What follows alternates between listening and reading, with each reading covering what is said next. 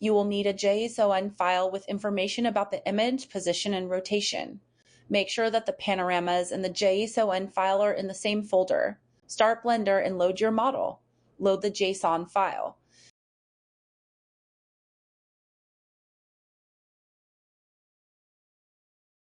Now you can already create panorams. If the model is selected, the new panorama material will be assigned to the model.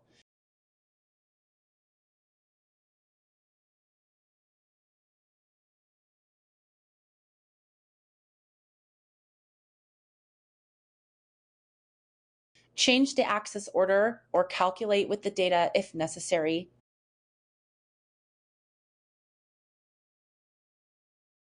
If a panorama already exists, it is only updated and the corresponding material is assigned to the model.